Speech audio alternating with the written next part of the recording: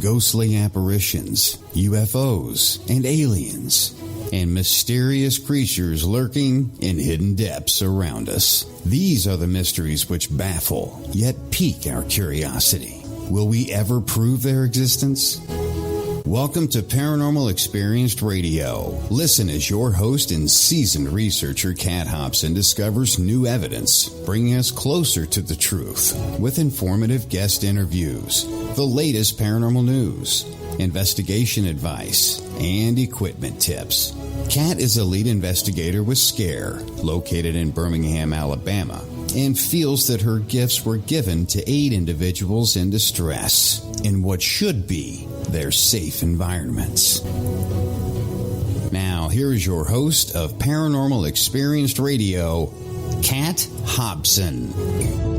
Good evening. Welcome to Paranormal Experience here on KUNX Network. I am Kat Hobson, your host, and so glad to be here on the X.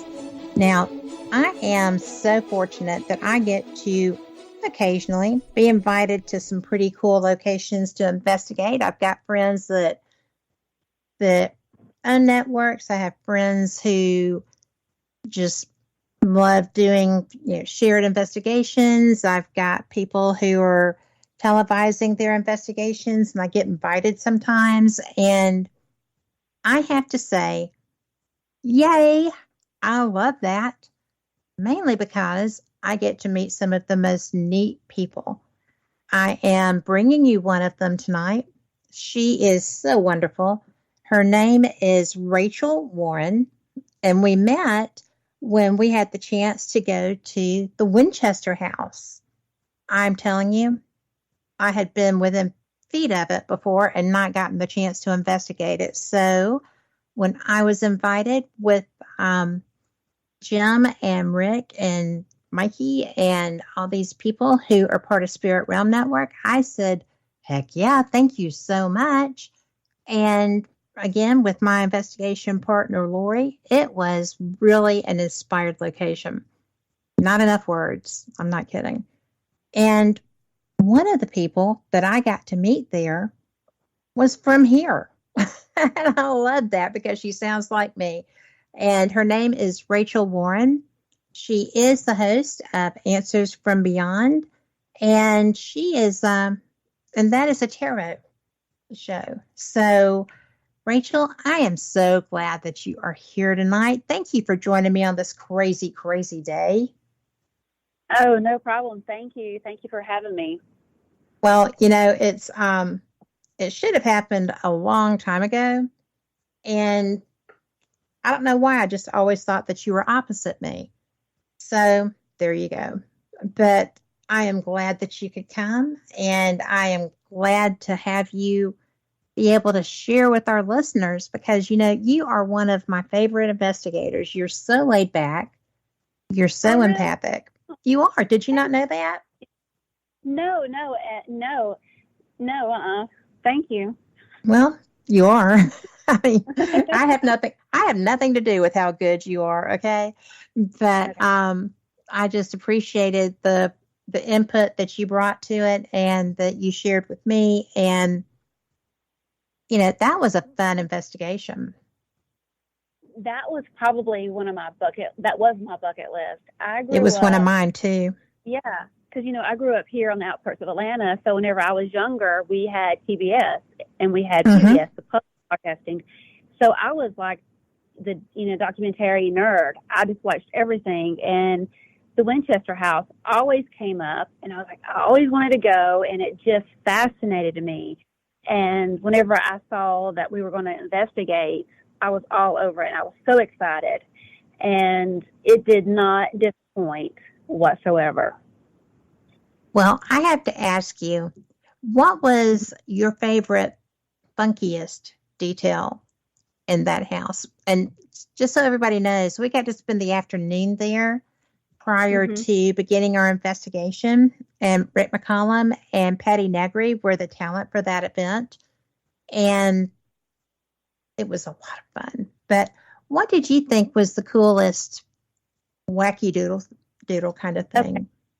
So one of the things that I do is I'm a trance physical medium.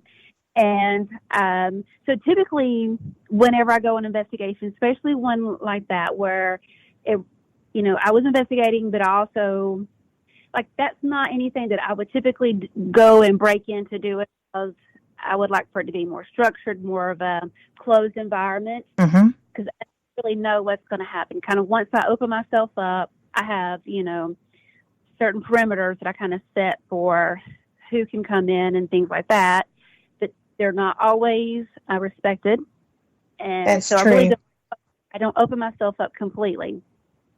So while we were doing the seance with Patty Negri, I was sitting at the table, and, you know, we were all crammed around, and I started noticing that I was sitting different. You know, my posture was different, and I was like, wait a minute, what's going on? You know, because normally whenever I, you know, step into that I guess that altered state of consciousness, I'm like, okay, I can feel it coming in, and I know it, you know, it's fixing to happen, and I'll allow it. But Sarah Winchester, she just came in, and I was like, oh my gosh, this is so cool. And it was at the time where they were talking to her husband. I really didn't want to say anything, because it wasn't like I didn't want to steal the show, or I didn't want to say, hey, you know, this is what's going on. I really honestly was just kind of enjoying her energy, how she was responding. I was kind of asking her questions. I was just kind of like bathed in her energy, I guess. And that honestly was the best moment. Well, I am so glad, and I'm really surprised that was able to happen, because there was a lot of there was a lot of ego. No, I wasn't going to say that. Oh, okay. No, are you sure? 'Cause I'm pretty sure. No, okay.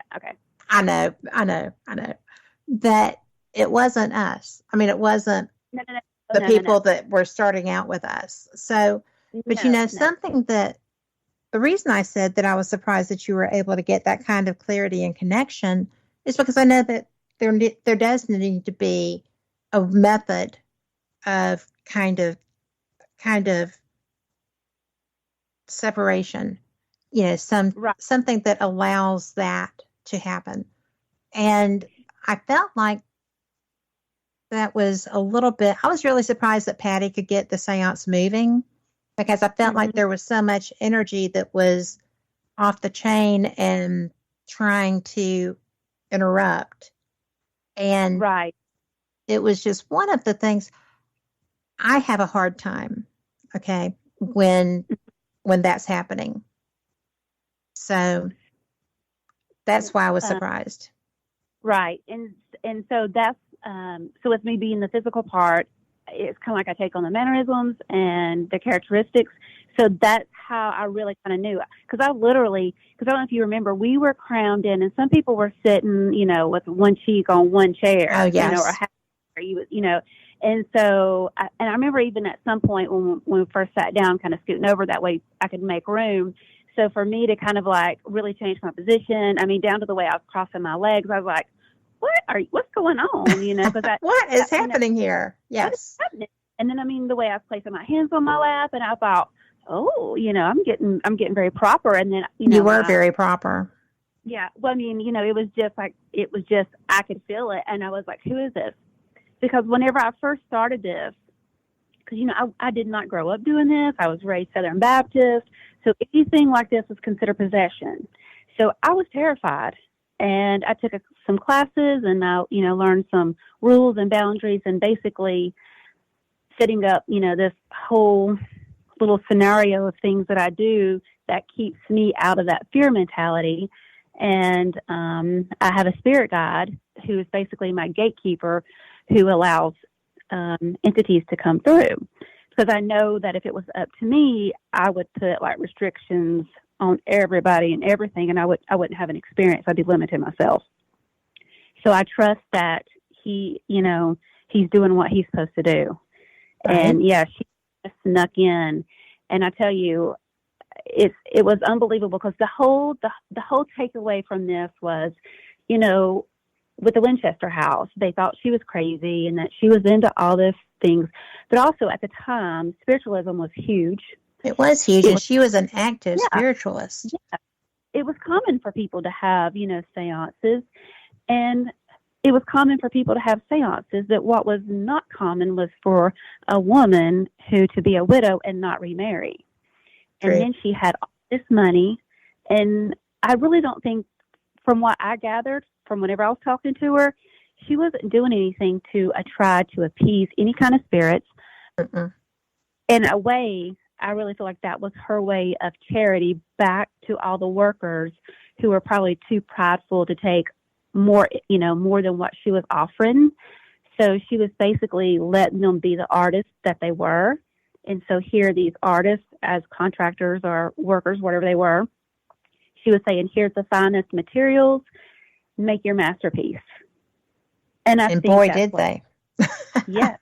And that was the whole sense of what it was. And I do not think that she was just continuously building. I think she was just continuously building because they were doing the work and she was able to pay them. And that was a way of giving. I think that too. But I truly do believe that one of the reasons that she continued it for ever so long, and this is a woman who was good with money, right? Mm-hmm. She was the person who took care of everybody.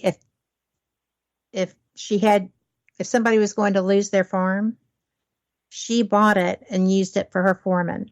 So nobody lost their homes for no reason. They weren't getting torn down and destroyed. Right. And, that's one of the reasons that it surprised me so much that is such an isolated, beautiful property now. But progress does get in the way sometimes. But I thought that she was doing it. The reason I thought that she continued to do it was because she had been told that as long as there was the sound of hammers and saws, that she wouldn't die.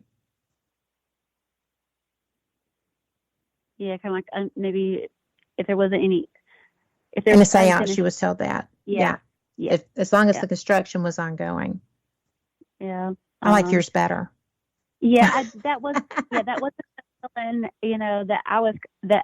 that wasn't what, she kind of relayed to me. And I wish more of her history was told, because I just fell in love with her.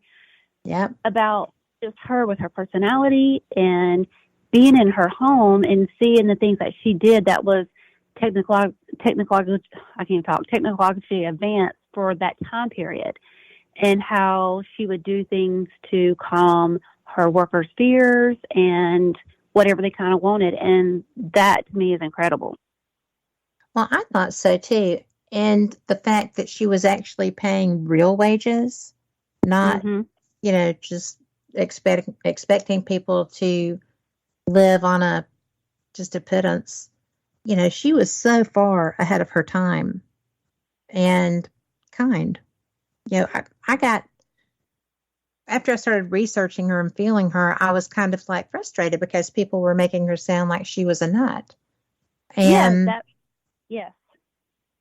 I think that she was very far from being a nut. I agree. And how cool is it that we got to be there?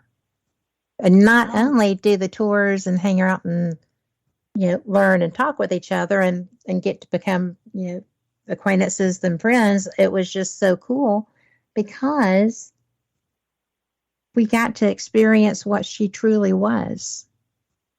Yes. And we got to go behind the scenes, and it's funny because other paranormal investigators are like, oh, I went to the Winchester House, and they're like, oh, did you investigate? I'm like, and they're like, nah, we didn't get to go past the rope. So I was like, we were past the rope.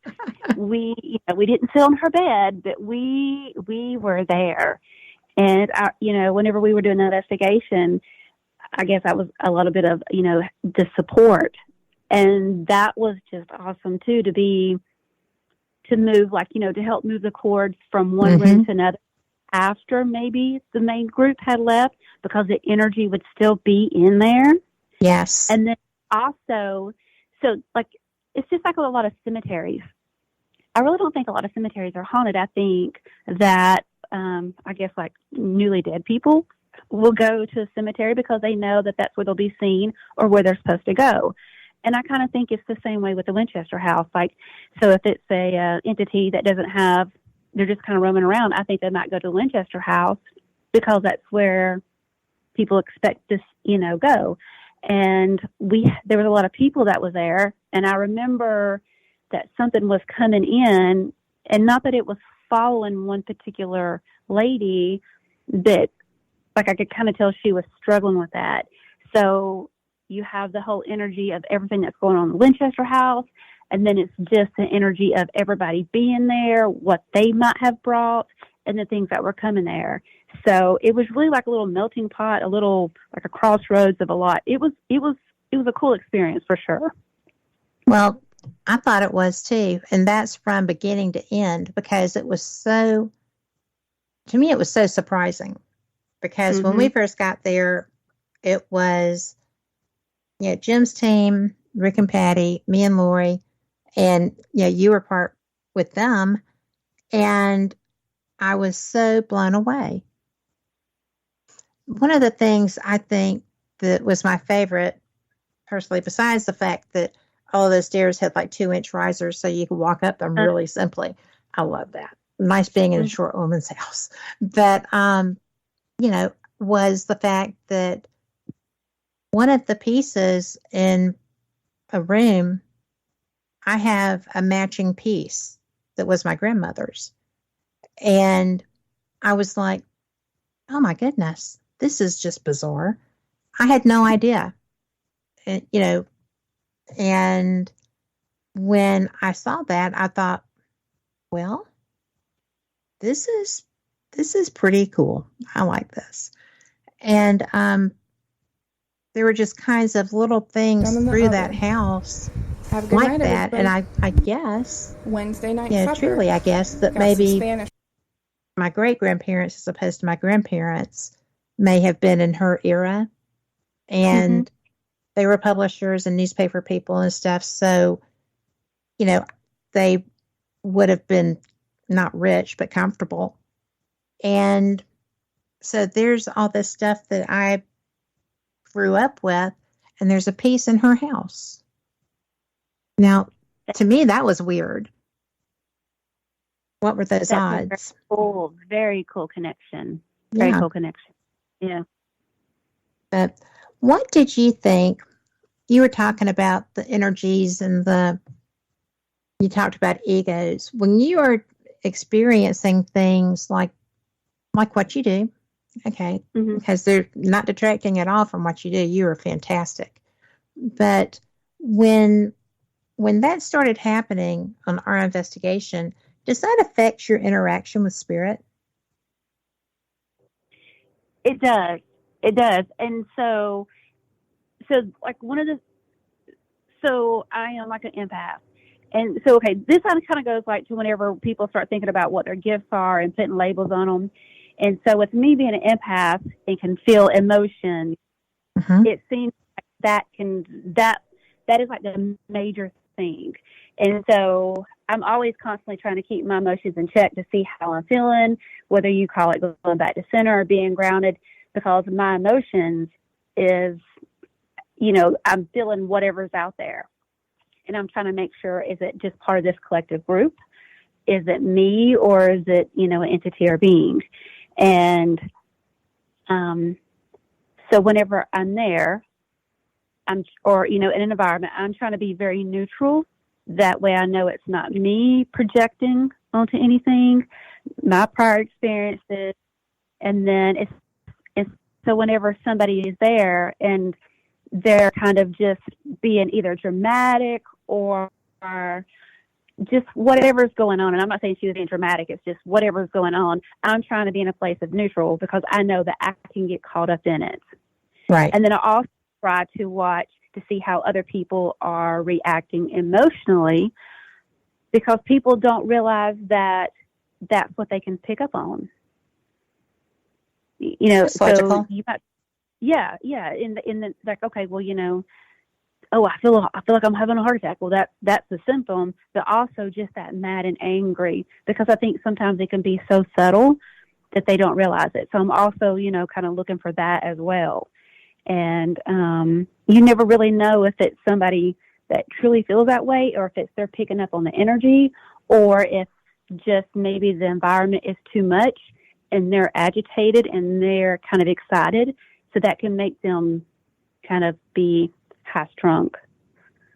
Oh, that's a good way to put it. Yeah. One of the things, go ahead. I would say everybody's like coming into this, and because whenever you go into a situation, you are reacting to the environment as well. So it's like everybody's all individual reacting to the environment at whatever stage they are of vibration. And then whenever you add more people to it, then it just like adds everything to it. Well, one of the things that the only reason that I hated that there was quite so much happening during the seance section was because I had walked up to the front because I couldn't hear anything and there were no seats. So I just went up and was standing over to the side in a doorway, and I heard my mom. And I was like, hi, I know you're there. I heard you. But it was something that I couldn't interact with her because there was so much going on. And it was kind of cool because I wasn't sure that she was around. Right. So to me, that just made it special. Right. I was just like, well, yeah, I hear you. I can't do anything about it right now, but thanks. Because, she was kind of new to that, but I've since learned that she's always around. It's just a matter of hearing or paying attention. Same with my dad. I had no idea. And see, that whole aspect that you talked about, to me, that is so cool, because whenever people think about, they're not getting a sign, or they're not hearing their loved one, or if they go into an investigation and they're not picking up anything, there could be so many reasons why, and you have to think about most people that have passed away or, passed on, they still have the same, belief system. Typically, they usually have the same belief system that they had while they were alive. And maybe your mom felt like the first time that she was going to do it, if she was in a group, then maybe it would be like easier for her to, communicate, either because she was in a group of other entities or beings, or maybe the energy was there so much. Energy was there. She was able to tap in and able to speak. And there's different layers and different levels like that. And that's what I love about the investigation, because there's so much going on besides asking a question and not getting a response, because you'll never know why they're not responding. Well, I was really surprised that she was able to come through, and I didn't really have to say anything because I heard her. I did not know that somebody with me had gotten that. I think she got it on a recorder, because I was like, well, thanks. So that was pretty cool. Yeah, like, was she there in this protective mode, or was she there because she loved the Winchester house too? Yeah. Well, I think she was there because she follows me. And she was with me at Manchester. So, not Manchester. The Ohio State Reformatory, yeah. But because when I was looking for a chair, somebody had taken a photograph, and there was something big and black reaching from behind me, and it was long, but it had arms.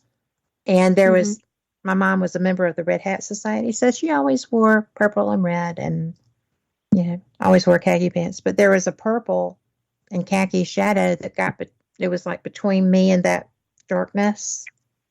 And I was like, and she had been in the car. I have an EVP of her in the car with us. but which I thought was kind of fun. But so I told her where we were going. I said, if you want to go, you're welcome to. I'm so glad I said that. You know, thank God. But you know, that was to me kind of almost a woo-woo thing when I saw that. And I don't like woo-woo. I like to know. Mm-hmm. And it was definitely me being protected. And the fact that the bottom of that was like light brown and the part that was thick behind me was purple. I was like, thank you, Mom. So she had been places that I was before. And she may have just wanted to see the Winchester house. I don't know. You know how those moms are, right? Right. So, yeah. But what was your first impression when we first got there, or anybody else was in the house with us? You know, when you're getting the green room set up and doing all the things and, you know, setting up for cameras and stuff like that. What was your initial take from the get-go when you first stepped into the actual home? What did you feel? What did you think? So whenever I first got there, and like we went into the little side room because we were like in the off-limit part because the tour was going on, I was just complete awe that I was there. Then, but after I kind of like got over my excitement, I really wasn't feeling anything. And I was like, okay, well, like, don't want this place to be like a letdown, you know. Of course, I didn't want to get like, you know, my hair pulled or anything crazy like that, but I definitely wanted an experience. So I was like, what? It really didn't feel like there was anything. And I didn't have the chance to do the tour beforehand. So, which I was glad that way I was able to experience it all right then. Because I know one thing with me, once I interact with the energy, then I get familiar with the energy, and then it's hard for me to kind of like feel it again. Even though it's still there, I just don't like recognize it. I don't know if I resonate with it or what's going on, but that's just kind of like, I don't know if that's typical with everybody, but that's just me. So that's interesting. Yeah. Oh yeah. Yeah. Whenever like my store that I'm in now, whenever I first moved in, I was like, whoa, there's a lot of energy here. So I like laid down all these rules and all these laws. And then you know, I put up all these protections and all these boundaries. And I thought, I got this place on lockdown. And then, because I did run out here like one or two times, and I didn't even look back. I didn't turn the lights off. I just like, y'all can have it. It's yours. I'm going home. And then, you know, my friends started coming in. They're like, Rachael, you've got all these spirits in here. And I'm like, no, I don't. And they're like, yes, you do. There's one right behind you. And I'm like, no, I don't feel that. And they're like, you're not going to, evidently. And I'm like, are you serious? You know, like that, to me, that was a huge learning experience, but it was almost like I felt so not betrayed, but like unprepared. I was like, what are you talking about?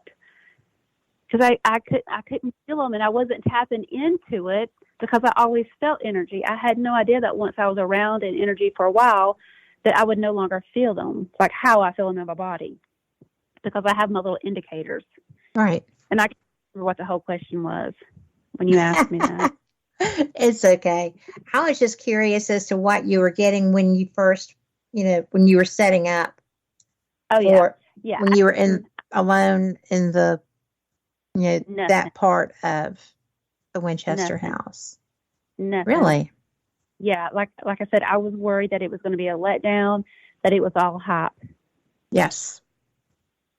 And that's what I felt. So you got past that, right? Yes, I got past that.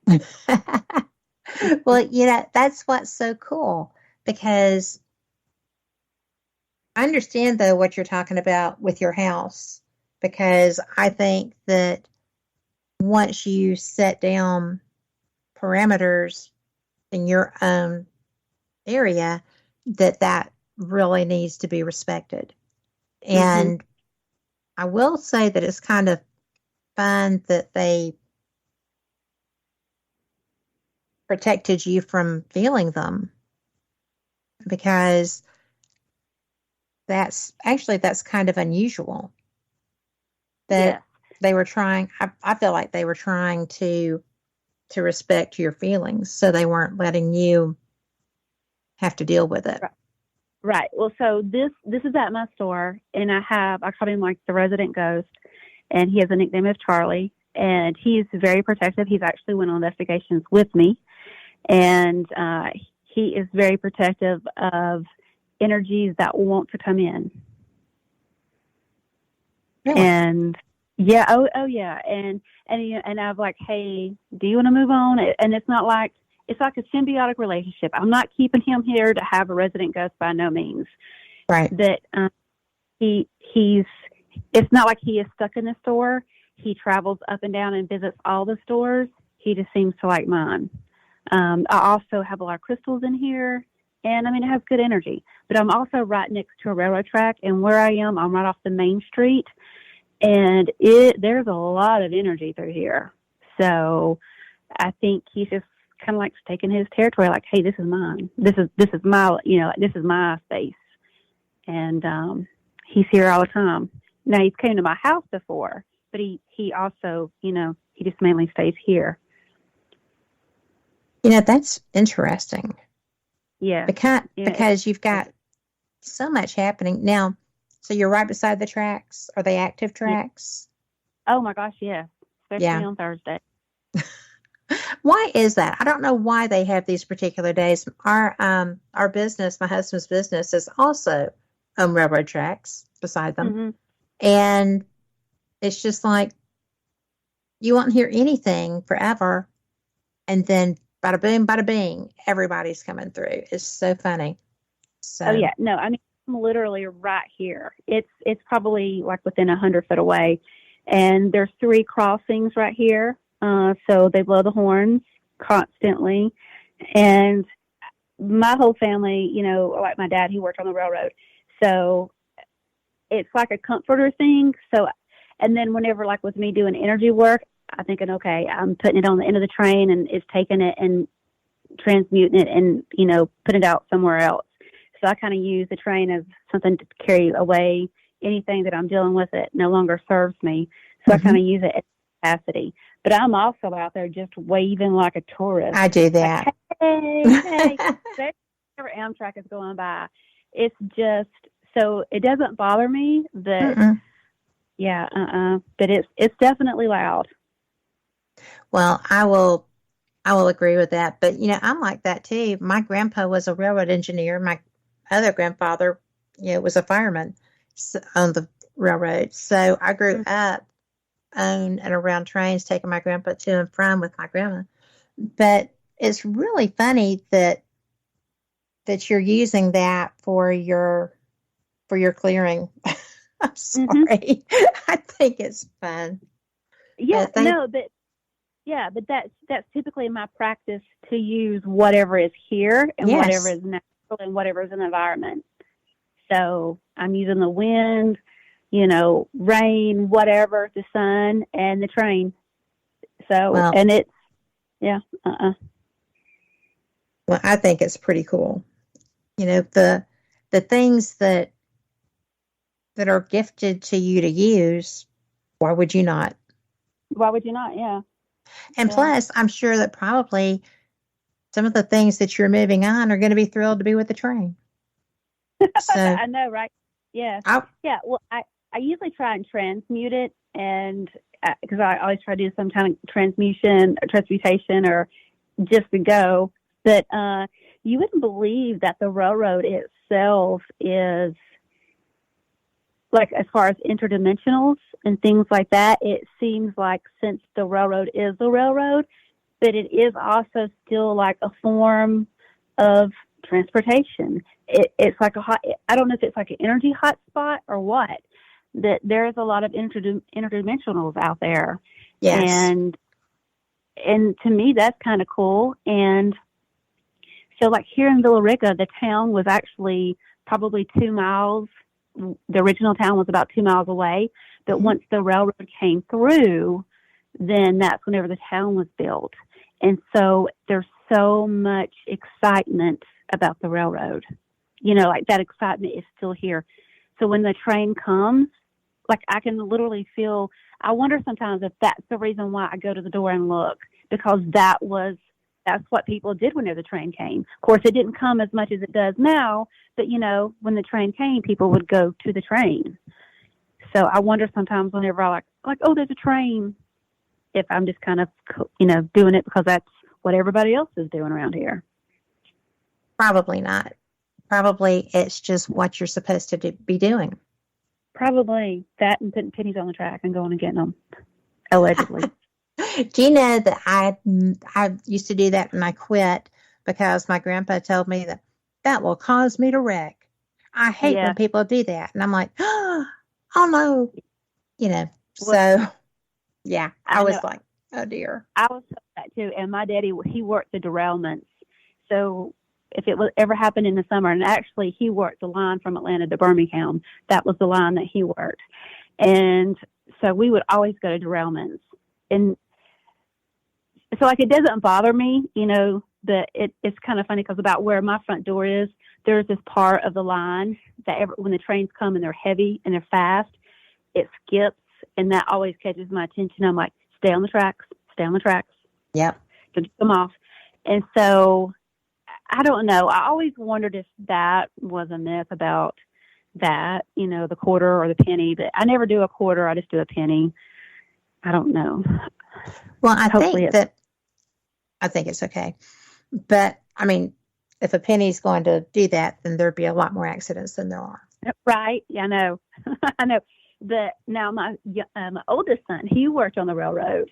Talking about how times have changed. He worked up until COVID, and then once COVID hit, they ran out of a budget. Then they started going to like a third-party provider because he worked on the actual rail, replacing the rail.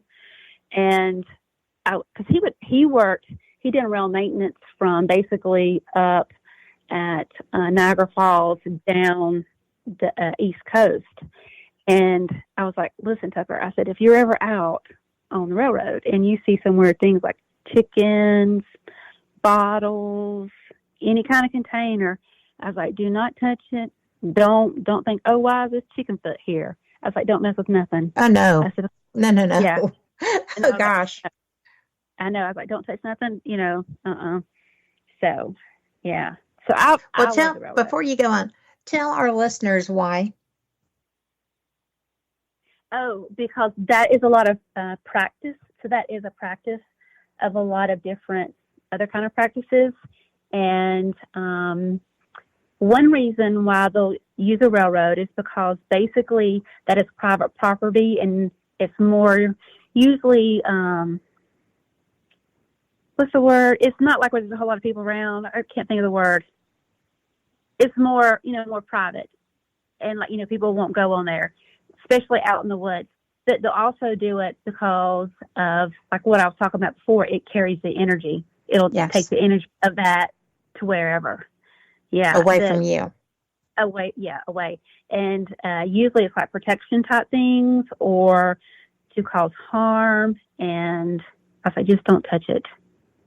Don't touch anything like that, anything in the cemetery, because you just don't know what it is. You don't. You don't. And I just wanted to have you bring that out, because it's not because you're afraid of him touching a chicken. It's absolutely not. You don't touch something because it probably has whatever was being cleared from that area attached to it. And you don't want to mess with that. Right. And, we're all, especially with us being out in the country, there's always random weird things laying around, and you're always like, where'd this come from? How'd this get here? But, he's pretty sensitive himself, so he would, he kind of knows intuitively, don't do it. But and it's funny kind of, especially now that we have the internet, people are picking this up and they're like, what is this in that jar? And I'm like, that is not an old perfume bottle. Do not take the lid off. Do not open it and sniff. Yes. Yeah.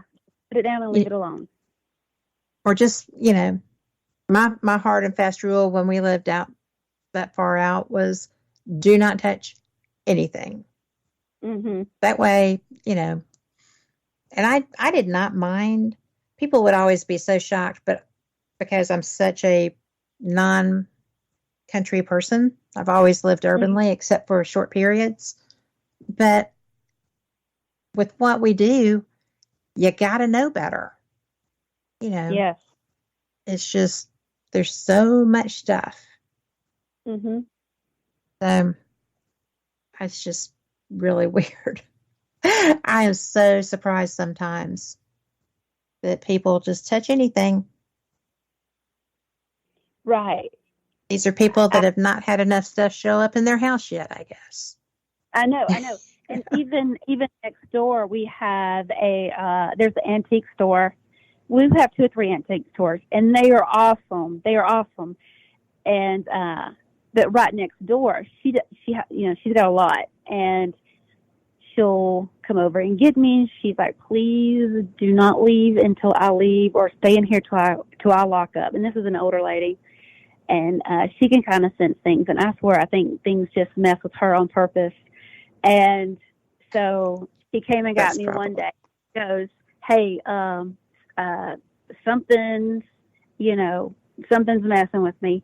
And I was like, yeah, it's this trunk right here. And she's like, what do I do? And I was like, well, just say, hey, and I understand this is your trunk, but this is my store. I don't care, but you can't scare me. Please don't do this, and please don't do that. And maybe things can be mutual. And it wasn't maybe 2 or 3 months later, I saw her help load up that trunk in this other lady's car. And I just went out the door, and I was just like, hey, you need any help? And then afterwards, after the lady left, I came back and I said, I was so fixing to say, hey, I'm so glad you finally sold that haunted truck. I knew what you were going to say. Yes, yeah.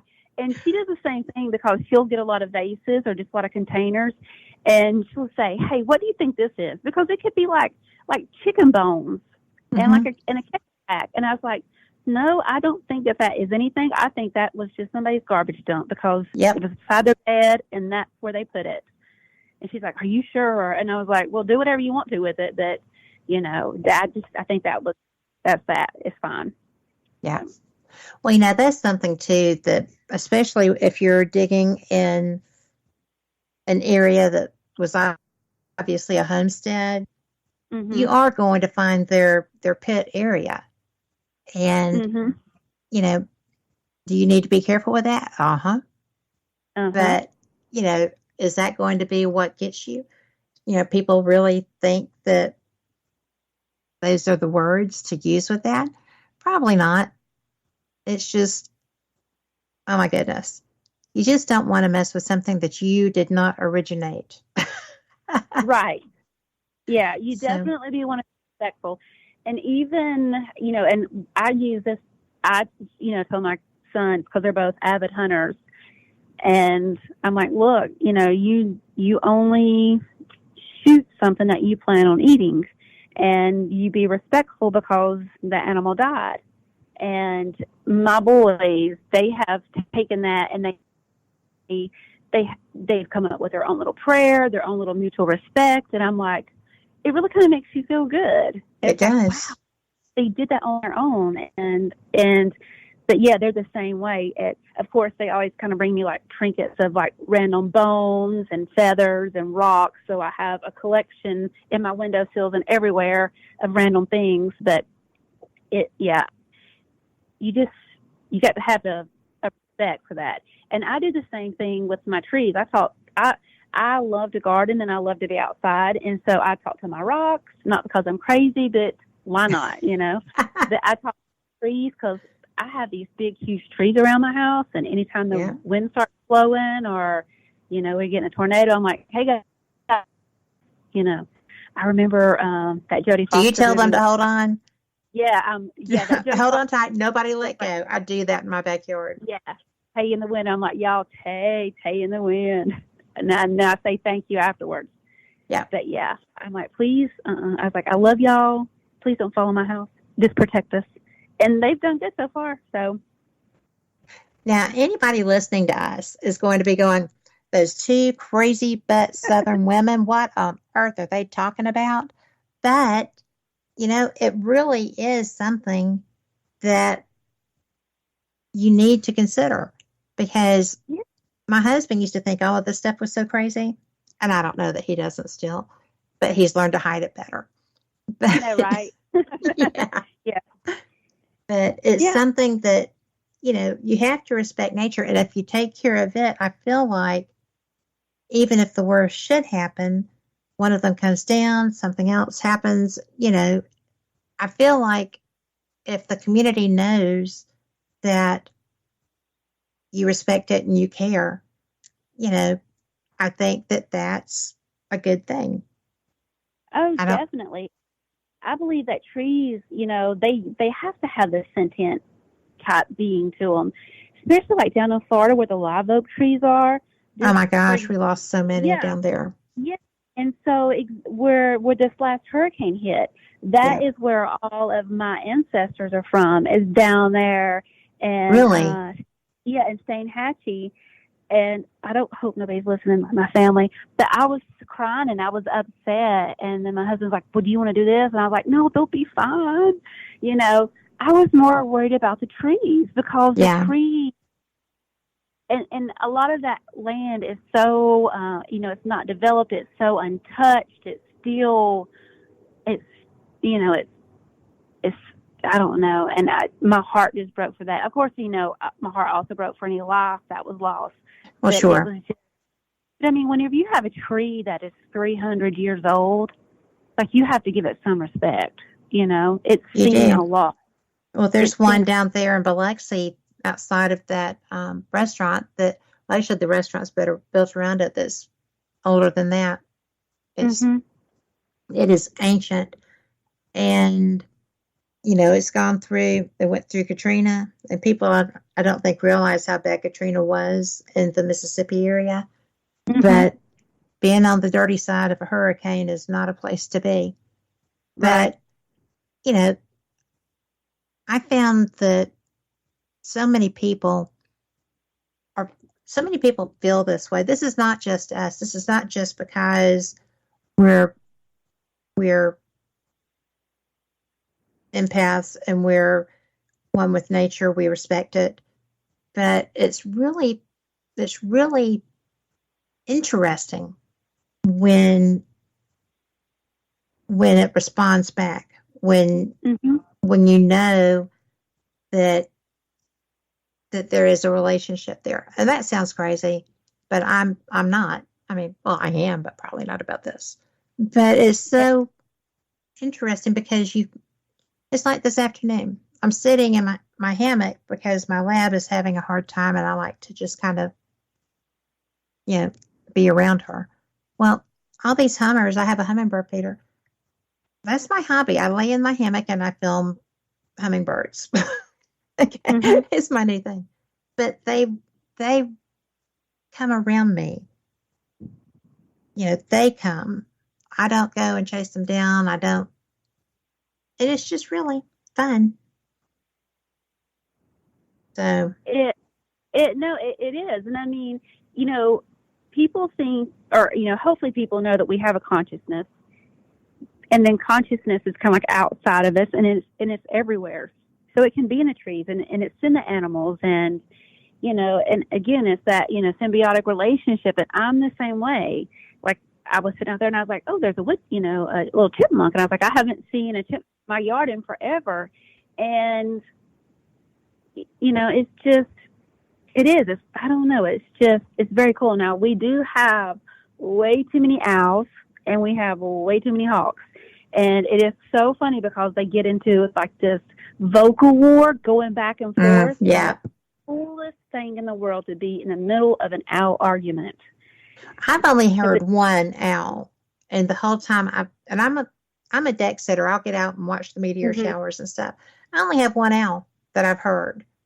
I have woodpeckers out the wazoo, and I'm sure up on the mountain there's some other owls. But it is so interesting.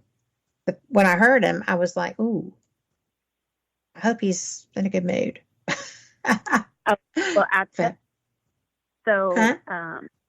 So my youngest son, this was a couple of years ago, we were sitting in the woods, kind of like at the wood line, and we were just burning some shrubs, some old wood, and we were just sitting there talking. Of course, I'm telling ghost stories. We're just having a good time, him and I. And he just starts making these noises. And it is literally, I guess, the sound of an injured animal. And so I'm not scared to be in the woods because, like, I have a healthy respect because I have been in the woods and felt things. But like I said, these are taking care of me, so I'm like, I'm good, And that's like a little joke. But I'm sitting there and I'm hearing this noise, and I'm like, it's okay, Rachel. It's okay. There's nothing there. And then I'm like, well, maybe it's my dogs because it's getting louder and louder and louder. And then I look down and I see my dogs, and I'm like, oh no. And of course, I love Bigfoot. I love everything cryptid. I love everything weird, which I know that's not out there, not at my house. It is in this area. And I'm trying to figure out what this is. And about that time, I hear this like clashing noise, and I'll look up, and this owl is coming out of a tree. And so he has this huge wingspan. He has his wings out. He has his talons out, and he is coming down to pick my child up. Oh, dear. He's like a 14-year-old kid, but he's sitting on the ground. And it's so, it was so scary and all beautiful because, you could see the underside of this owl and the talons, and it's coming for your child. But, of course, about the time that we had this realization, the owl had this realization, and I can't do this. Yeah. So he forwards to mid and takes off. And me and TJ run screaming to the truck, and we was like, what was that? But that was the coolest experience. But they ain't playing around my house. No. But I've got to stop you here now that I know that your son's fine, because we have to go to our break. Thank you so much for being here. And everybody, we're going to be right back. Y'all come back too. Thank you so much for listening to us here on the X, the place to be.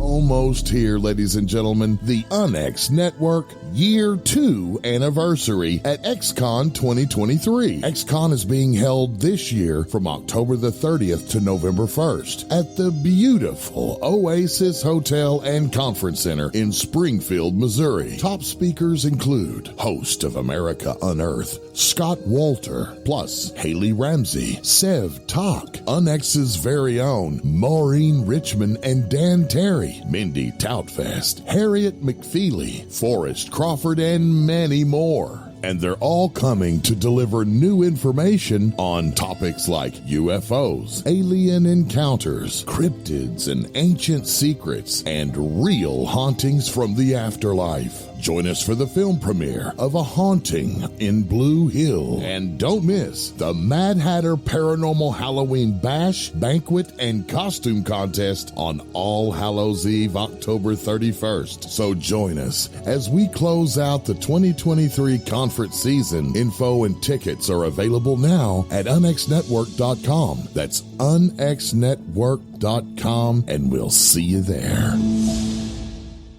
Are you ready to read about true paranormal events? UNX Media publishes nonfiction books about UFOs, ghosts and haunted places, time anomalies, cryptid creatures, and more. Just like KUNX-DB Radio, it's all about unexplained phenomena. Visit www.unxmedia.com to see our list of great book titles by Debbie Ziegelmeyer, Gene Walker, Devin Listrom, Wayne Lawrence, Bill Spicer, and yours truly, Margie Kay. That's unxmedia.com.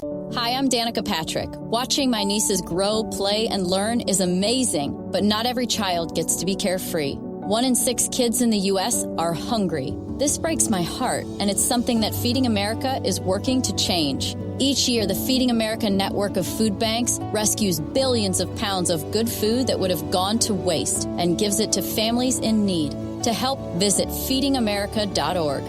Brought to you by Feeding America and the Ad Council. Are you thinking about purchasing a wood-fired heating or cooking appliance but don't know where to start? The new book, Wood-Fired Heating and Cooking, will guide you through the process and make the decision much easier. Find out about wood stoves, wood-burning fireplace inserts, masonry heaters, cook stoves, brick ovens, and more.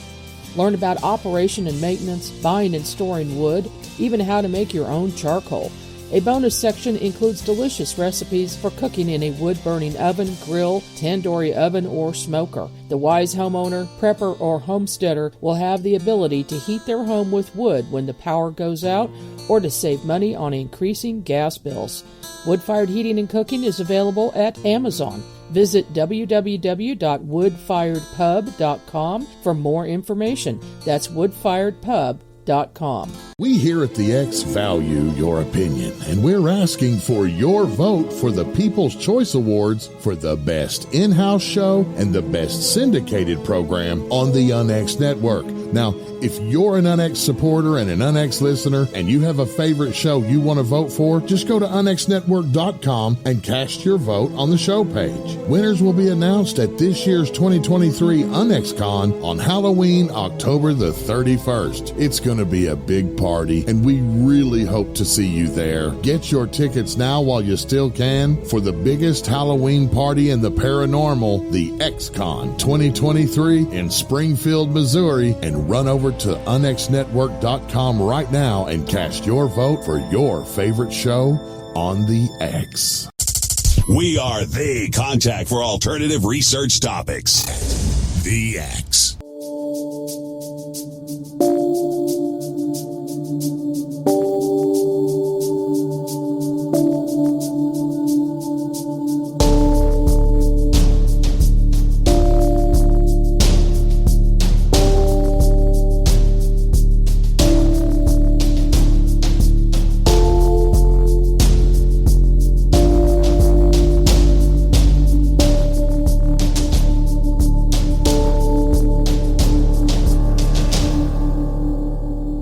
Welcome back to Paranormal Experience. I hope that y'all are having so much fun. I'll tell you what, I am. And I know that this show is a little bit different from what we normally do because we are talking personal experiences. We are talking all kinds of little bits of bizarre things. And I'm going to tell you, that kind of is what we do. So anyway, I'm so glad you're here. My guest is Rachael Warren. Rachael, I'm so excited that you are here with me tonight because you know what? I just really enjoy you. And you have moved closer to me. So we're going to be able to do some investigating and some playing because that's not far. No, we need to. I know I feel bad because the stories aren't very, paranormal, but I have one that kind of involves the interdimensional, if you want to talk about that. I would love interdimensional. I'm going to tell you that what we have been talking about is paranormal because not everybody gets to experience that. And you were talking about the experiences that we had at the Winchester house. Mm-hmm. Those were not experiences, I think, that everybody gets to have. We have shared things that are, definitely not the most normal thing people talk about. But sometimes the things, when we started talking about nature and the animals and the energies, and we both work with energy, and it's really that is paranormal. Yeah, I guess so. I guess technically it is, isn't it? Well, it is because it shouldn't be. People used to not consider that so. But sometimes, we've kind of gotten away from that in our society. Everything is, if it's paranormal, it's got to be ghosts or goblins and on TV. But you and I both are from the South, and we know that, we don't hide our crazy or our spooky. We put it out on the front porch with a glass of sweet tea, right? Right. So, exactly. And call it that's that's right. Or grandma, one of the two, depending on who's there that day. Yeah. Uh-huh. And you really do a good job with what you do. I mean, I know that you do intuitive tarot on your show, but I've seen you do all kinds of things. So I think you're pretty cool. Oh, well, thank you. Yeah, so my favorite is just doing the energy work. And I want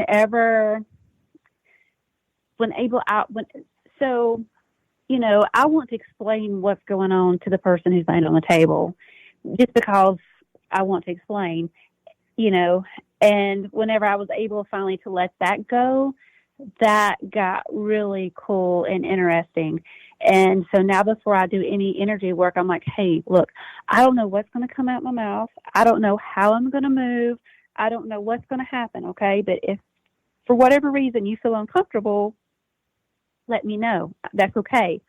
And, so like, I know this has nothing to do with the interdimensional animal, but I was just thinking about it, that one of the things that whenever I'm doing energy work, I kind of start shaking in my midsection at my stomach. Mm-hmm. And I was like, let it go. Well, now I have found out that is like I don't want to say like a tribal, but it is like a primitive tribal type healing type thing. And I think it's called maybe shaking medicine. And so I had found a book on it and I was reading it, and it was talking about all these people who had that same characteristic. And one of them happened to be Thomas Dorsey. And so Thomas Dorsey, he's considered like the father of gospel, mm-hmm. and from De La Rica. And he has his mural, like I can look out my store window and see it. And, and I was like, we are all so connected. It's crazy. I would have never, ever put that together. But whenever I really started looking at that, I'm like, wow, that's exactly it. And I mean, I know there's healing things in music and, you feel it, and it's all connected. Somehow or another, it's all connected. Well, it truly is. Don't you think that's one of the best things about doing what we do is that we're realizing that? Yes. Yeah, it's my favorite. Mm-hmm. I'm so excited. I'm excited to be alive at this point, of time, because one, we have all these, I call them like right brain type deals where mm-hmm. they're, just passed down, very intuitive. Like, hey, I just feel like this, but now we're in a place where it's more left brained and it can be proven. And I'm excited about that because it's not that I doubt it. I just want to know how. And it's not like how in a bad way. It's just like, how does this work? And I think that to me is incredible. And so here in Carroll County where I live, we have the University of West Georgia, and they have a huge transpersonal psychology department. They have a parapsychology department. Like right now they have all of Ingo Swan's research papers. Mm-hmm. And it's like so whenever I was, trying to figure out what was going on with me and if I was crazy or whatever, and I was taking all these classes, all of my mentors basically had went to West Georgia in the 70s. And they're like, oh, you live out here? I was there studying near-death experiences, and I was doing this. And I was like, what? What are you talking about? And so it's just really cool time to be alive because the science is able to back up what we've always known. That is right. Something that I'm finding out too, like even with extraterrestrial activity, with the things mm-hmm. that have always happened in our sky. My husband was telling me tonight that, you do know that all the planets are going to be in alignment, later in this year. And I'm like, all of them? Because none of those babies better be spinning the other way. I had enough with 6, right? But even my husband, who does not do this, is all about it. Mm-hmm. So, he is more into the space and astral kind of things than this, but he will set up a triangulation when I'm trying to get something with the recorders, though. So then that's something that was surprising. That is awesome too. That's yeah. either he's being supportive of you or he's trying to dip his toe in it safely. Because I know with my husband, that's his, he's like, I believe, and I believe that you believe, but I think if he stays a safe distance away, then it won't affect him. But yeah. That's cute when they think that. The other aspect of like being left-brained and the science finally coming up and, we're getting the science to figure all this out. I really think that we're finally in a time and place of where our scientists can say, hey, this is what I believe. And they really won't lose they won't be discredited and be seen as crazy and their whole life's research be discredited. I think they're finally moving to that. Not quite that much, but right. But it is coming for them. And, I do a conference. Well, didn't happen in COVID, but this year it was digital. But it's a Scientific Coalition for UAP Studies. And you wouldn't believe the knowledge base that group has. They're based out of Huntsville. But it's a worldwide group of rocket scientists and physicists and engineers. And, it's so interesting because they are talking about it. I know. That's what was so cool, because here we have TELUS Museum where they have an observatory. And I've went a couple times, and TELUS is awesome if anybody's listening. I mean, you already know I talk about it. And we were there for, like they had, I don't know, anytime that they have like a special moon or anything with the astral belt, they will pop it into on their big theater type screen. And they always have some of the best people there talking about it, explaining it in like Rachael terms as to what's going on. And of course, I'm on the front row because I'm that type of nerd. And one of my favorite times, I was sitting there and I was listening, and this guy, he had a country accent and he's talking, and I'm like, I know I'm getting smarter just by default. Like, that's how smart this guy was. Yeah. And then whenever I started watching Skinwalker Ranch, I was like, oh, that's Travis Taylor. And I was literally 5 foot away from him whenever he was at TELUS. And that just blew me away. And then, talking about husbands, my husband believes that I believe, and that's enough. But he's been watching the Skinwalker Ranch with me. And so now he's like, oh, it's this. Oh, there's that's going across. And oh, it's that going this. And he goes, because it has to do this. And I'm like, what? Are you getting into this? And he goes, well, I've always wanted to go to Utah. Do you want to go or not? And I'm like, sure, let's go if we can go, Yeah. So, yeah, really cool. Well, that is really cool. And I'm going to tell you, when Travis first started appearing on that show, he had been, because he was already on Ancient Aliens in their second season, because I covered their Alien Con, the one in Pasadena, and that's where I met him. But it is so funny to hear him because he gets so excited. And when he first started that show, every time they went to go get in the truck, shotgun, I was like, yep, he's from Alabama. I know. I was going to say, yeah, I know it is. It's like refreshing. I don't know if it's called, it really is. It's funny. And I think it is. I do too. And I mean, I went back and I watched some of the Redneck Rockets, whatever TV show that was. Yeah. But then I remembered that he, because I think I had watched something that he did with Tesla before. I just wasn't aware that was him that were doing it. So I went back and watched that, and I had a whole complete understanding of what, Tesla was about and what all that was. And just because of that TV show. And, it's amazing. It really is amazing. And so, like when you were talking about Huntsville, Tom Campbell, the quantum physicist, the one who wrote My Big Theory of Everything, I have been listening and following his work forever. And I got to go. Go ahead. No, go ahead. Where did you get to go to see him? Yeah, I got to go see him. And during one of the things he were talking, and he was like, yeah, whenever I was little, I woke up and I had these 2 beings in my room, and they were pouring this chemical, and I could hear them talking telepathically, and they were trying to figure out my dosage because I was a child that he was like, here's these beings and they're doing this, so it must be some good stuff. So he was communicating with them telepathically, like, no, give him more, give him more, give him more. And he was saying at some point they realized that he was doing the communicating, so they were like, they stopped pouring it back and forth. And I'm like, here's this quantum physicist who has tons of brilliant works for the Department of Defense, all these things with missiles.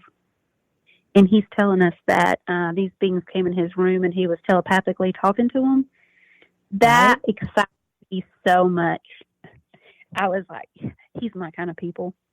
He's my kind of people. He is, right? Well, yes, he is. When I first found that book, I was, because I have, the name will come to me in a minute. But anyway, when I got My Big Toe, the first one, I was like, get the heck out. I can understand this. This is well written. And, you know, that wasn't something that I was expecting to find.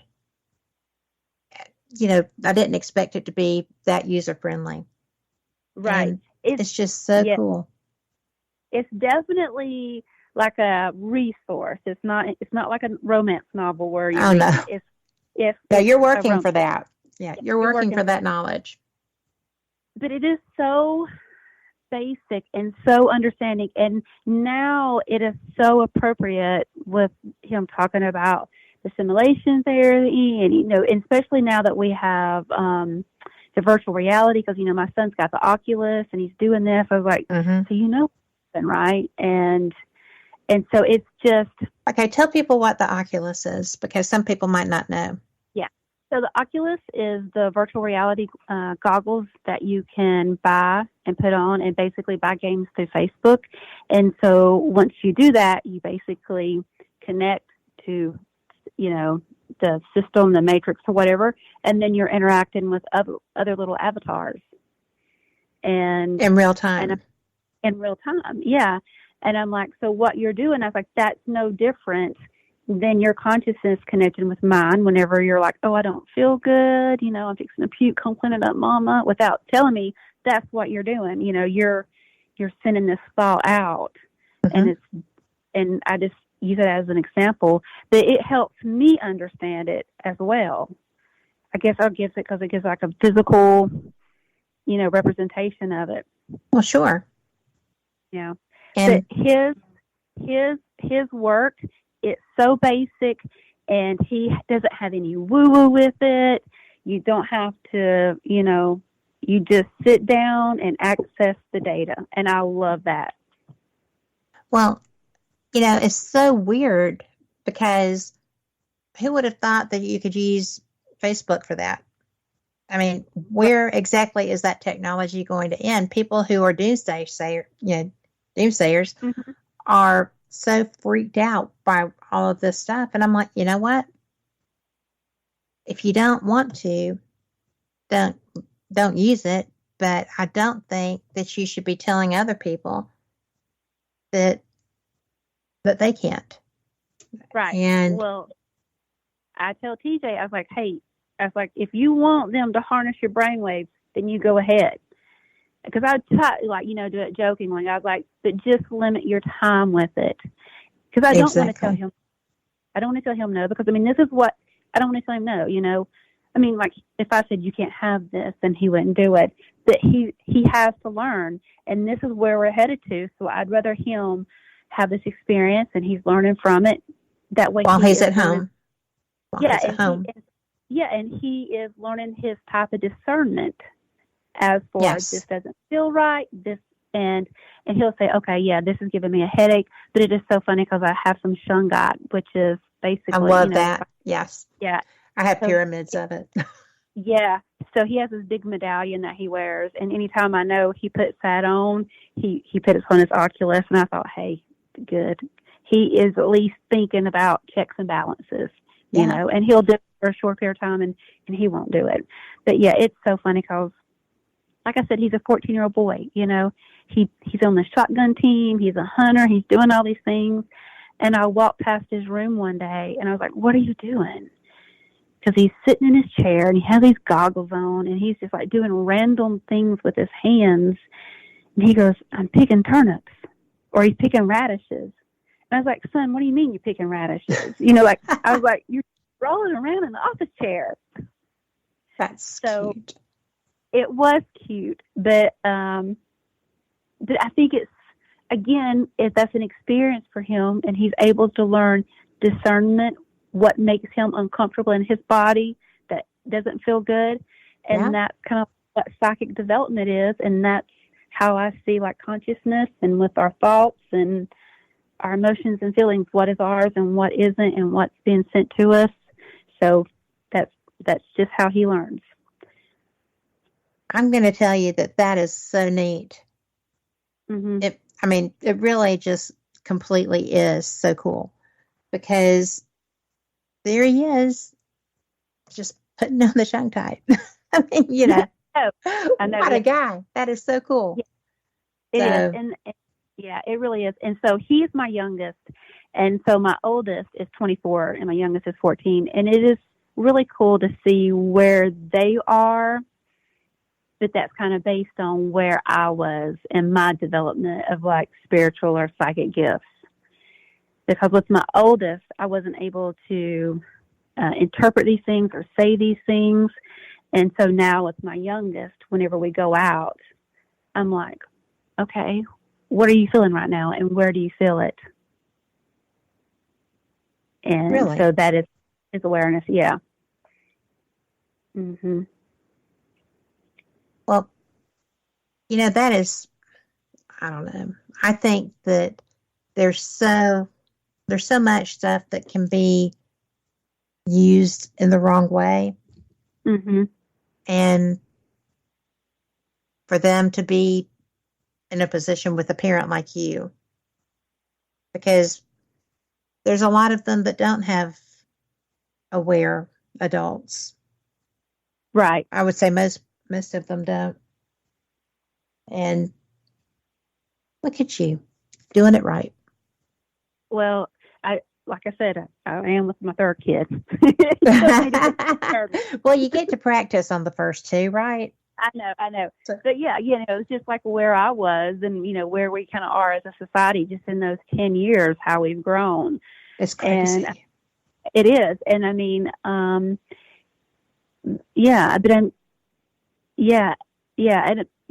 he's it's really kind of cool to sit back and watch him because he's functioning in high school with him kind of being sensitive, and more kids are coming in way sensitive.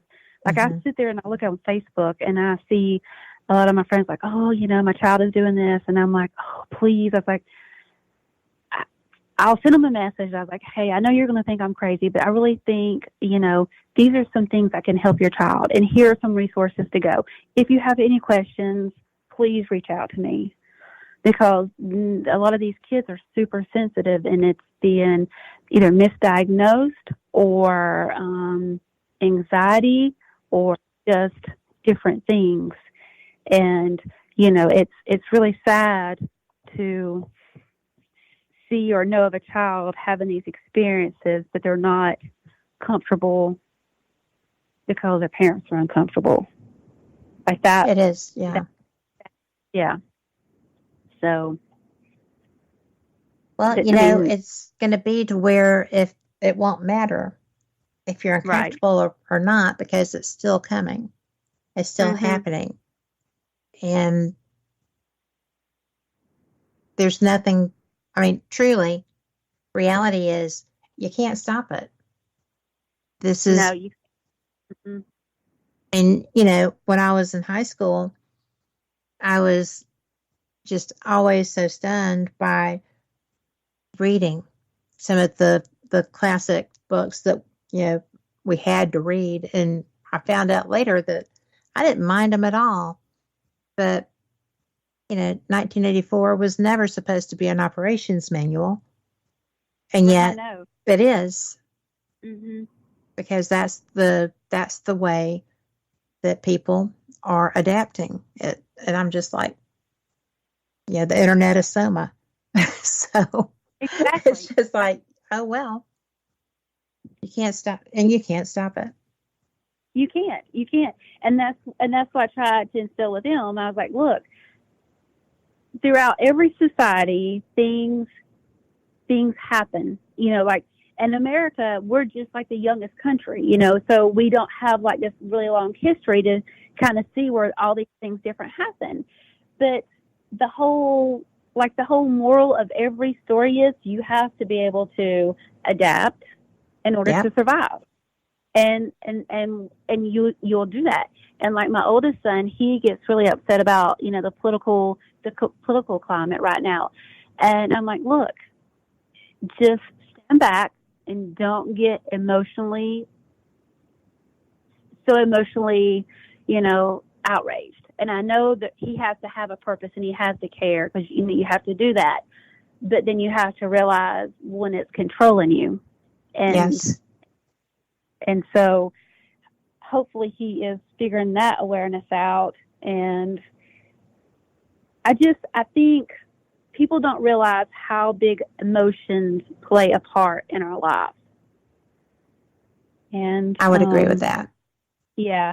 And like what I was talking about with the interdimensional being, I had a really good friend who had a dog bite on her leg. And so these two dogs that were fighting, so she was trying to foster one, and so she got in the middle of them fighting, and one bit her leg. And underneath that bite mark was really bad scar tissue. And, I touched it, I knew it was there. Well, right. So something happened, and this little interdimensional being was out here on the railroad tracks, and we was out there talking to it one day. And then we started doing that once a week. And I don't know, maybe 3 or 4 weeks later, we was like, well, let's let it, ask it if it would come closer, because I wanted to kind of feel it and touch it. And so that had happened.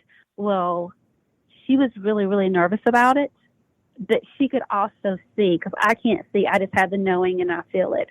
Right. So, of course, to her, it's going to be even more scarier because she sees it, and she was able to let it come closer, and it actually licked her leg in that spot.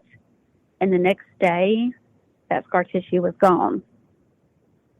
And that was pretty incredible. You think? Yes. Holy cow. Yes. Yeah, that was incredible. Well, there's stuff happens that blows my mind all the time. Mm-hmm. And that would be one of them. Yeah.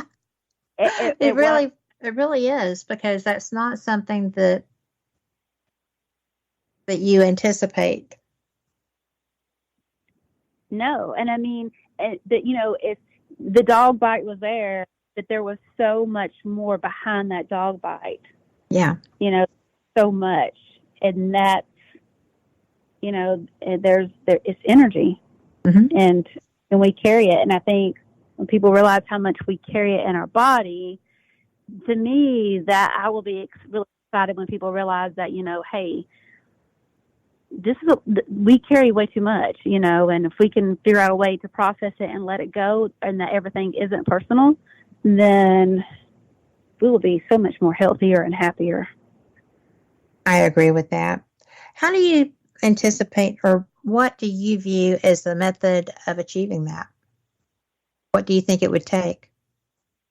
So I think we are moving into it because so many people have realized that taking a pill won't heal everything, and that that our body is, it's a whole complete system. And once more people are able to explore that without being made fun of or ridiculed, or because most of the times when people really start exploring this, they're kind of like out of options. Yes. Health-wise. And so if that could be presented as a complementive care instead of, of everything else, and it becomes more mainstream, I think we will move to that. plus I think whenever people, because now whenever you say, oh, we're emotional beings, I think the whole mindset automatically goes to like a female that is around her monthly cycle or she's menopausal, like that is emotional, like that's unbalanced. And people I don't think realize what emotions are that they're carrying, like it doesn't make you less of a person because you have emotional trauma. And if you want to talk about it, that doesn't make you less of a person. Like it needs to be more open. Of course, we don't need to be walking around just spewing this everywhere, but I think it needs to be, if we were more sympathetic to realize why people do the things that they do, then I think then that changes our capacity of how we feel about them and about the situation. Well, I will tell you something that I found pretty encouraging along those lines is that with my dad, he was able to stay home with someone staying with him. My mother was in her, she chose her assisted living place. Mm-hmm. And when she was failing, I didn't know what to do because her person that was handling things just disappeared. So I'm trying to figure out, where do we go? Well, mm-hmm. The director of her assisted care living came over and spoke with me. She was like, I know you're trying to find someplace for her, but I didn't think that you knew that we provide hospice care and she can be in her, original room. Her roommate is still there. Nothing would be different. They have like suites, but mm-hmm. it would be familiar to her. It would be excellent care. You know where we are. You know who I am. And let's, if you want to consider that, we will. And I was so astounded by, there was some really crappy stuff too. None of that had anything to do with the facility. But the people that deal with death on a daily basis or, any kind of terminal illness, there was that. I found some caretakers who, alternated being with her and me. And mm-hmm. It was that. It was people who knew that this stuff happened, who knew that healing happened in this way, that knew that preparing for death needed certain passages to get mm-hmm. to. And the woman who took care of my dad was a close personal friend. And she was every bit as wonderful as I had hoped that she could possibly be, but I knew her. She also had that approach to the end of his life. She also, when he died, came and got me out of bed and said, your daddy just passed. He can still hear you. I'm getting Marilyn, his bride, and get in there. This is your chance. I'm getting her for hers too. Just, he can hear you. Mm-hmm. And he did. It was unbelievable. So I'm encouraged that along the way, it seems that people are starting to not want to put people away who are saying these things work. Right. To your point, at least somebody's starting. Mm-hmm. And I think it's a big deal. I can't even imagine what that must have felt like to the people affected by it at the end of their life. No doubt. I'm so glad. So there has been, this resurgence in death doulas and psychopops. Mm-hmm. And I don't know how many people, I don't think it's normal for me to have been with so many people that passed away at the time.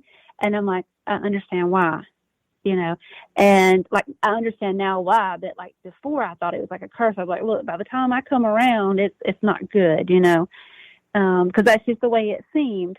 But and here you are I think you're probably the exact person that I would want there.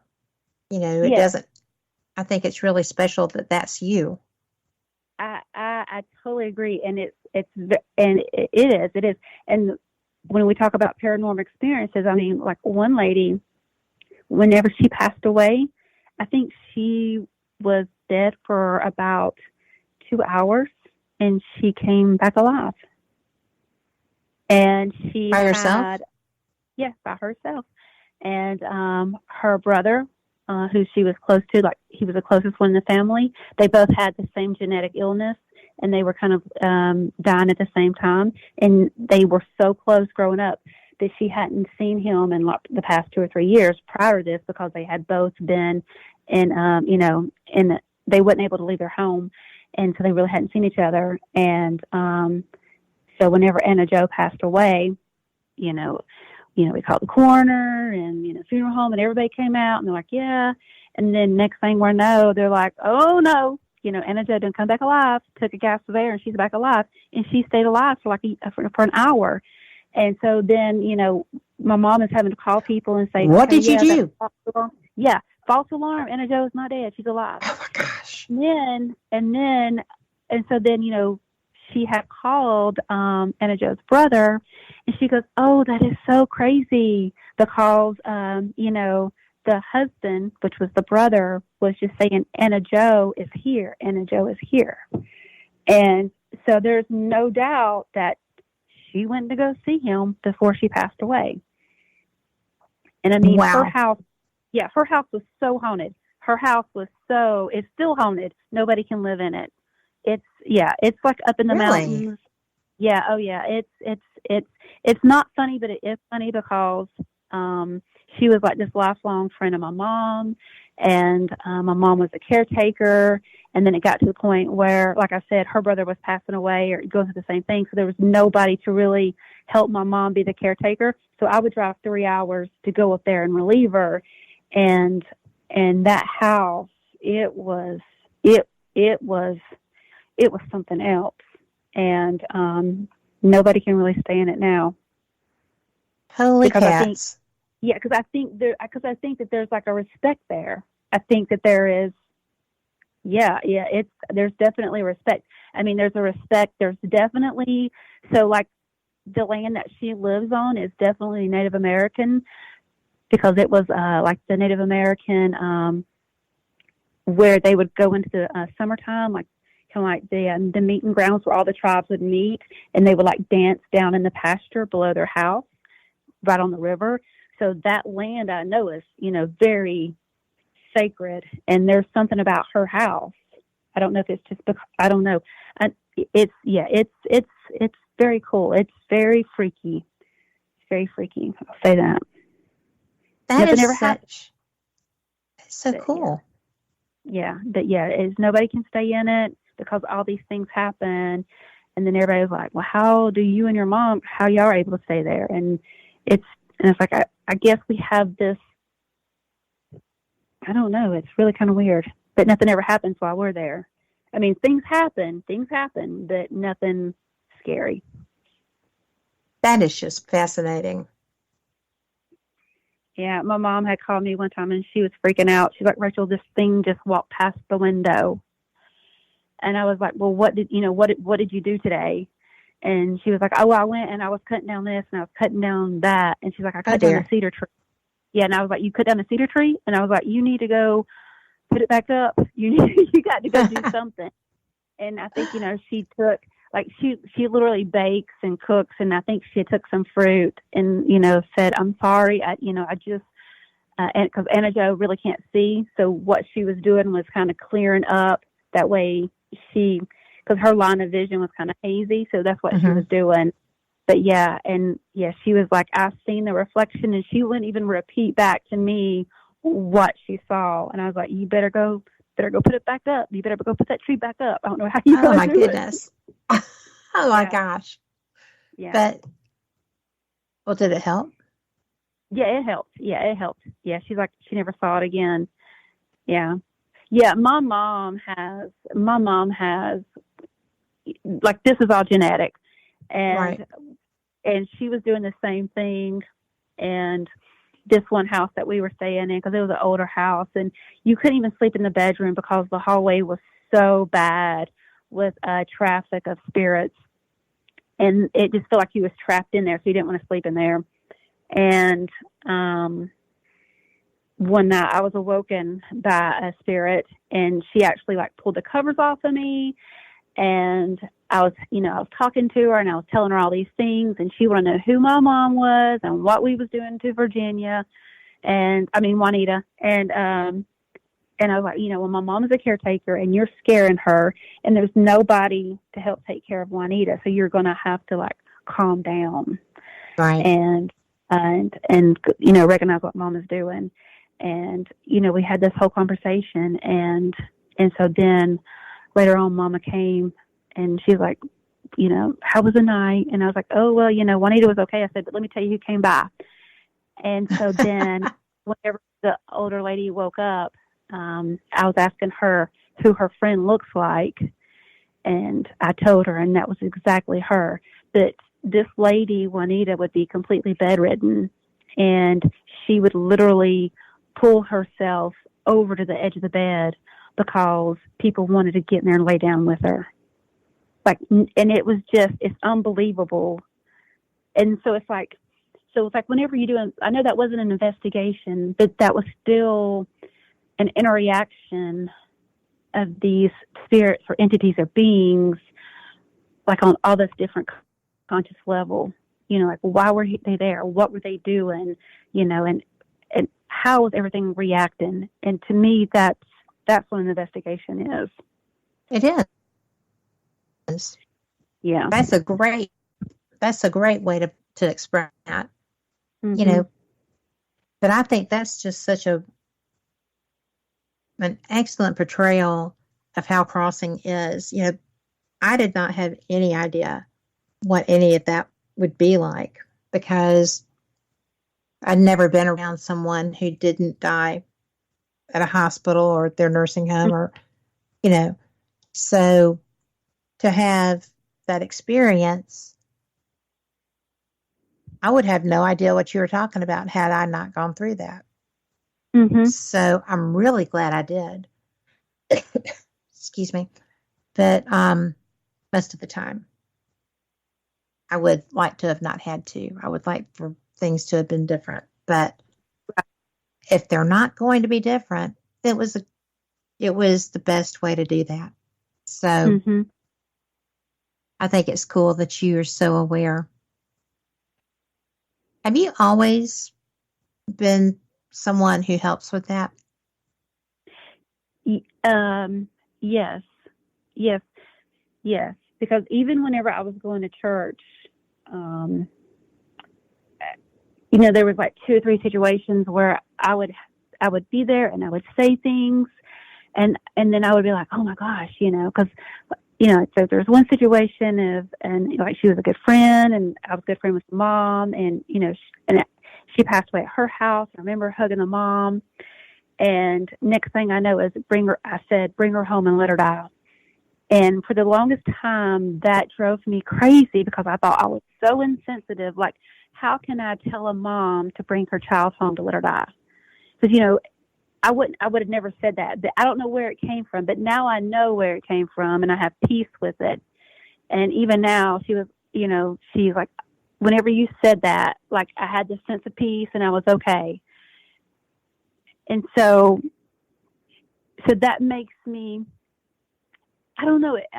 It's not just ethical. It's something more than ethical. I feel like I have to be responsible for my words, and because I don't know. It's just like this total respect, and I don't know. It's unbelievable. But no, I always kind of have, and yeah, and even now, like whenever I look back, like as a child, seeing different scenarios, I might not have been like as involved, but I was there like the day of. Right. And I was thinking, okay, so what was I doing subconsciously, or what was going on? What was, what was going on. And yeah, so it really is cool. And so I'm in awe. And that's what drives me crazy, especially whenever I do the tarot shows. And if people want me to prove something, it really kind of makes me mad. And I'm like, I don't have to prove anything to you. You know, like this is my whole life. Like, I don't have to prove anything to you, but I also understand why they want that proof, because they are looking for an answer. They are looking for that validation, and they want to believe you. So they want that proof. So it's like, I understand that, but it's like when they want that proof, it's like my whole life has been like a proof. What do you mean you want proof? You know? Well, you know, I'm gonna step out on a limb here, because people want proof because they've been told all their life that there's no way. Right. And when it's not a personal thing against you, but what it is that they don't understand how they can possibly believe it. Right. You know, it's something that we have been taught, well, as we became more anglicized, as opposed to how most of us grew up around here and our families and their backgrounds. But people don't believe that this can possibly happen. And it's not a reflection on you. It's not a reflection on me. It's not a reflection on anything other than the fact that when we share something like this, of any of our paranormal experiences, okay, because we both have tons and we seek them and they happen, but I have had people that would never have believed any of this if they had not been with me when it happened. And sometimes they still don't. And that's okay, because it's just, we don't have to prove it if they see it. Right. And yeah, that's saying it's like they just want permission to believe in something else, or to maybe believe it. That's all they're kind of looking for. Well, they want it to be true, especially when you're dealing with an end of life issue. Right. And they've been, if I had not seen my parents, I did not see my father actually pass. I was holding my mom when she did. And she was just she was mad. And that she was, it just happened. You know, there's not anything that you can say to make it stop. There's not anything you can do to make it stop. When it happens, they just know that they're done, is the way that I experienced that. And right. But they do know. And if you're not with them when that happens, then you don't know. And I think that probably most of the people that are being disbelievers are needing something, imperative, proof, empirical evidence. Well, you can't give that to them, because if you don't see what happens, you're never going to understand it. And you do see what happens. You do. So you know how it happens. I am really glad that we have been having this conversation tonight, because it's hard. I mean, some of it's been like folklore and our experiences and the excitement of the Winchester House and being out in San Jose and stuff. But this, I think, is why we're having this conversation. Oh, no doubt. No doubt. Because, you know, I did not anticipate this. Did you? No, and this is like the story of my life. Yeah. Well, it's the story of people like us conversing like this. Yeah. You know, we are fortunate women, and I'm very glad that we're talking tonight. I am very glad that you were able to come on. Oh, yeah. No, thank you. I've enjoyed it. But it's, and I'm glad that we're able to have this conversation, and I'm having this conversation more and more. And it's funny too, because with my husband and his friends, I'll hear him say, "You need to go talk to my wife. Yeah. You need to go." And he has a friend now, and, you know, he's sensitive and he's nervous about it. And so, you know, like he works, you know, like at, you know, these tractor and trailer parts places. And my husband's going in there and he goes, tell your wife she was right. And he's not safe enough to like tell my husband, or he doesn't feel safe enough to tell my husband what happened. He was like, I'll talk to her, but I'm not going to tell you. He's like, just tell her she was right. Just tell her she was right. That, you know, he was having these experiences, and I was like, don't be surprised if this happens, you know, don't be surprised if that happens. And he'll, you know, like more and more of his friends are like, Todd said I need to talk to you. Like, this was going on. I'm like, yeah, you know, it's okay. It's okay. And I wish that, well, we are. And we're moving to that, to where it's more comfortable to ask questions. Like, just like what you were talking about with hospice, I think hospice always like had that foundation of helping people die with dignity, and that helping them with their end of life care. I think it was just the living that were struggling with letting them go, which I understand that. But then hospice had this stigmatism that they were the people that came in and killed them. Yes. And I think some people are moving past that and more open to hospice. Well, you know, that needs to be the way it is, because, I mean, no sane person would want to spend their day doing that. No. Unless they were particularly drawn to it. It's just not, it's just not the way the average person wants to do it. I mean, you know, right, yeah. That sounds weird, but it's a very special thing. It's a very specialized thing. So I'm so impressed with people that do that, like you. Yeah, you definitely have to have a calling and a heart, because if not, it can make you, it can either, you know, you get super depressed and paranoid that everybody's going to die, or just it can put you in a bad spot. And I mean, even being like a medium, sometimes I'll get all caught up in my feelings and be depressed and all this and all that. And then like I'll have a reading, and like this gentleman, his life was taken, and he was so mad because he had finally got his finances straightened out. He had finally got his life straightened out, and he was fixing to buy a house. You know, and I was in that, like, I'm not marginalizing the fact that, you know, that's like he had spent the last couple of his years working towards that.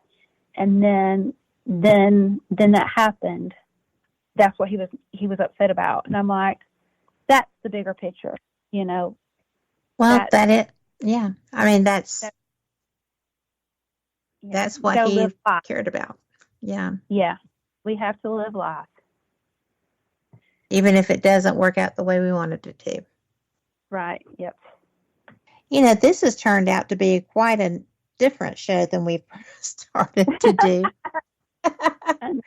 And, you know, this has been to me so much fun. I have appreciated every minute of this conversation, because this is the first time we've actually sat down, had a chance to just get together and sit down and go through the different experiences that we've had. And I know you don't know me that well, but I'm so glad that you were comfortable with sharing all of this, because I think it matters so much. Oh, yeah. And, well, I remember the first time I met you, and I think I even said, I was like, we're going to be best friends. yeah, you did. I was like, you're good energy. So, yeah. So I don't even have to know you to recognize. I mean, nobody has to, that's how energy works. So it is. But, I just appreciate who you are. I think that the things that you do and the things that matter to you I think it's just great to be around you. I love your energy too. And that doesn't happen all the time. Oh, that's so sweet. So, well, thank you. Mainly, I'm just glad you've been here.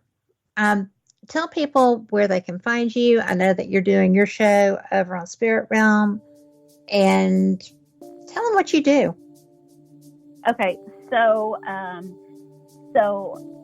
like for the past 2 weeks, I had been changing my scope of what I'm going to do. I want to be more of like a community resource center. So I'm realigning my goals and my mission. But I do energy work. I do tarot readings. But right now you can find me on Facebook at Realistic Holistic. You'll see a list of crystals or like a big display of crystals, and that's me. And I don't have my services relisted yet, but I do energy readings. I do energy work and readings, and I really don't know what I'm moving towards. I think I'm moving towards consciousness, whatever that is. So that'll be a fun conversation next time. I know, right? I know. And so it's like I've been stagnated for like the past 2 or 3 months, and now it's like I should have had this done yesterday. It's a weird feeling. But the thing is, I don't want people to watch YouTube and be in fear, thinking that all these things are going to happen. All we have to do is just know that we'll be okay. No matter what, we're going to be fine, because we always have been fine.